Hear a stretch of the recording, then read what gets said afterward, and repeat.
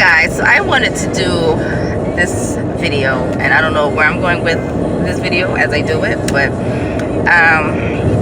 this weekend, tomorrow, is the Charleston Natural Hair Show. I think that's what it's called, but you know, a place where you can buy natural hair products and stuff like that. And I was supposed to go with a friend tonight, but she wasn't able to make it. And I don't, it just, so I'm by myself, so it made me think, I guess, about life a little bit, my life in particular, because I can't talk about anybody else's, but I am very much a loner, always really have been in life, and I really don't want to be in this line, these non-driving people. I guess I don't have much of a choice. Please slow down, sir. Thank you. What was I saying? So, growing up, like I said, I didn't have a lot of friends. I was picked on growing up a little bit. I had, like, my acne that I have today does nothing compared to my acne that I had growing up. Like, it was really bad.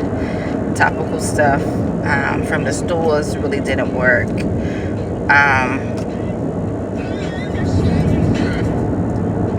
Yeah, topical stuff from the stores didn't work. I think as a teenager, oh gosh, Proactive started coming out. I didn't hear about it until I was a teenager, and I've tried that. That didn't work. I had to end up going to the dermatologist to do stuff, and that didn't really work too much either.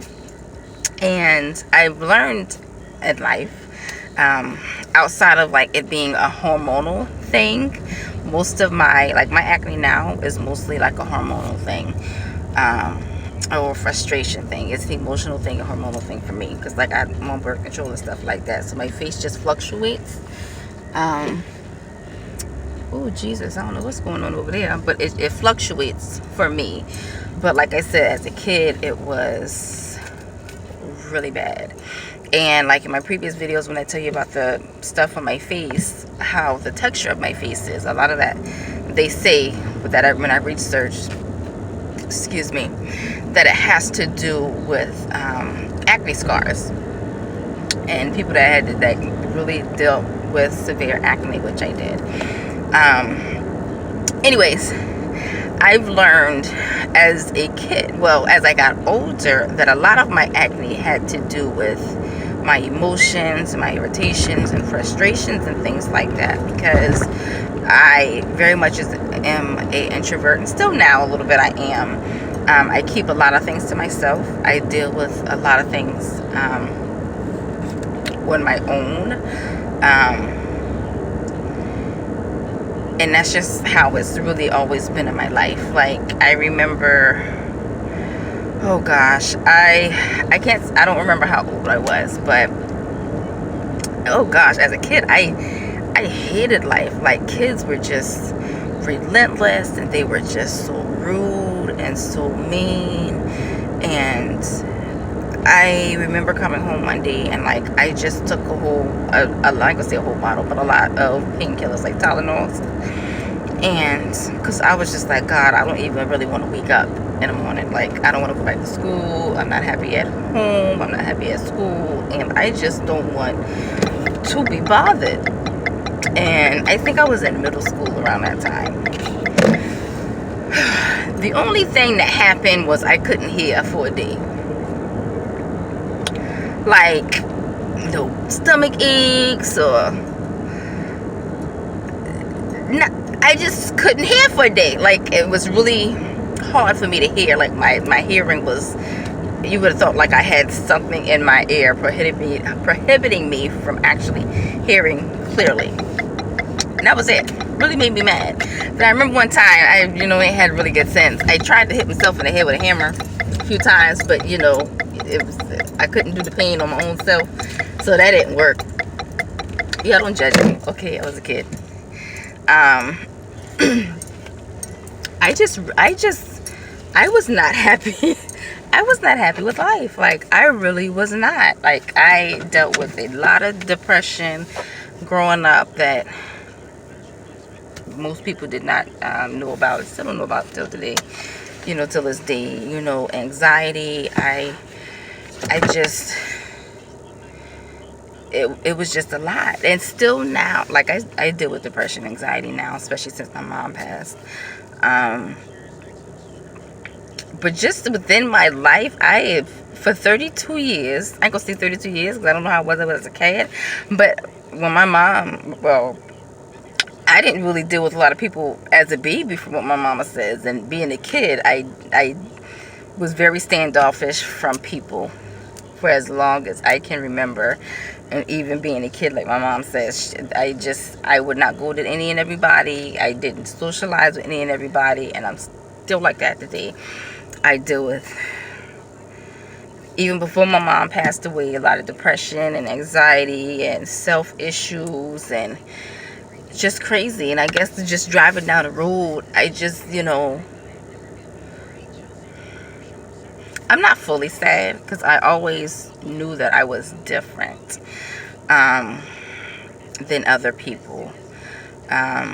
And not with just my skin and acne and stuff, but I always just felt like I was different. I wasn't one, like, of course I was interested in boys and I saw the looks of them, but maybe because I was picked on as a kid, I wasn't too into trying to get their attention or anything like that. I was friends with a lot of them, like we really got along and stuff, which didn't really help with all the craziness. But I've always had a brother, and in our neighborhood is a whole bunch of boys and stuff, so I've always been cool with them. But I've never been the girl that they would have chosen to date and stuff like that. I remember, I think I was in the, let me think about the 7th grade. I was in the 7th grade, if I remember correctly. Yeah, it was 7th grade, and I was deemed as the ugliest girl in the school. And I mean, I was so sad that day, like really sad. And then I think a classmate went off on me, was a boy, and it's just so sad. And I remember going to my guidance counselor and like just crying that day because I'm just like, I don't understand why I am a target, you know. And as I gotten older now, I don't get picked on, or, you know, people say stuff that's behind my back. I am very much boisterous. I say how I feel. I say what's on my mind. Don't ask for my opinion, because you're going to get what my opinion is, and it's not always going to be roses and you're going to feel good about it. That's not me. This day and age, I say how I feel. I say what I mean. I mean what I say. If it comes out of my mouth, I meant it. If I apologize for saying it, it's because of how I said it, but not what I said. Because if I said it, I meant it. And that's just me. I believe in being honest. I try not to hold things in, because then it'll start coming out on my face. And, you know, that's just really what it is. Like, this right here, that's an emotional one right there from irritation. This right here, I'm going to just say that's hormones, because I'm cramping and stuff for no dang on reason, because this thing on my arm is stupid. And that's really, you know, I got, yeah, just little stuff. But most of those, I think, is from my body telling me to probably take this stupid thing out of my arm. So I just, it's by the grace of God that I am still here. Like, it really is. And even sometimes now, I think I sometimes say that if it wasn't for my son, I don't know if I would still want to be here. Like, I don't know. And I tell people I probably need to go get some counseling or something like that. You know, I'm not suicidal. I don't feel like I need to jump off a bridge or anything. Like, you know, things human come across my mind and stuff. But I said all of that because, like I said, I am by myself today, and I've never had a lot of friends, and I don't now. I don't have a lot of people in my life, and honestly speaking, I don't think I have friends as in people that I've known for the longest time who are more like family than actual friends. So when I tell people I don't really have any friends, like, I really don't have any friends. I have people in my life that have become family, but I don't have someone that I'd be like, oh, hey, let's go out and let's go do something. All right, bet, well, let's go do whatever the case may be, because that's not the case a lot, and I'm okay with that. I've come to the realization in life that I am different, and I'm not meant to have a lot of friends, quote unquote friends, in my life. Like, that's just not me. And I like being who I am. I don't like being alone sometimes. Like, I feel lonely a lot. Like, a lot. Not alone, but lonely. And I deal with a lot on my own and by myself, like I said before. Like, I talk about certain things and different things to different people. Well, to 3 people in my life, but some things I just, I've kept to myself most of my life, and I will probably keep them to myself most of my life. And so I go through a spell of sadness and depression outside of, like I said before, my mom, passing, which adds on to a lot of my anxiety and stuff. But I don't want anybody to feel like they're alone when it comes to stuff like that. You know what I mean? Like, and I don't want anybody to think that maybe it's something wrong with them because they're alone, and they're alone and lonely, because a lot of times I feel like maybe something is wrong with just me as a person. And I say that with friendship, with relationship, like all of that, because even relationship wise, another story some other time, but I suck at it. I suck at it, and I suck at it. I really do. And it's just like, maybe I was meant to be alone in life, and I know we weren't created to be alone and feel lonely all the time. But maybe I'm just that 1% of few people that is just meant to be alone and by herself. Because I just, no matter what I do or how I try, I'm forever feeling like I'm alone and by myself. And so I just have to, I am my own bestest friend. Like, I have more conversations with myself, and I talk out loud to myself, and I think we just have a great time. Like, we are just each other's best friends in this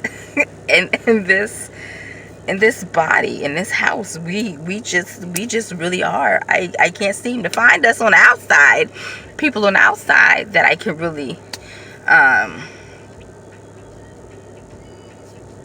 talk to like that on a regular basis. So I talk to myself, and I don't think at this point in life there's anything wrong with it. Some people might think something's wrong with it and that I'm crazy.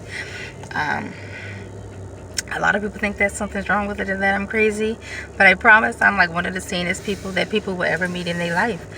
I feel that way. We all feel that way, but for some reason it just seemed like I'm meant to be alone. And so now my journey is to take the aloneness, I don't know if that's a word, and the loneliness, I know that's a word, and cherish it and find things productive to do in that time with myself and by myself. Like, I have a notebook of things that I've been talking about doing for like 8 years now that I have not done business wise, and putting things out there. And I think I'm gonna take that loneliness, and we're going to get together, and we're going to just start doing stuff and see where that goes. because it's evident that I'm not meant to have a big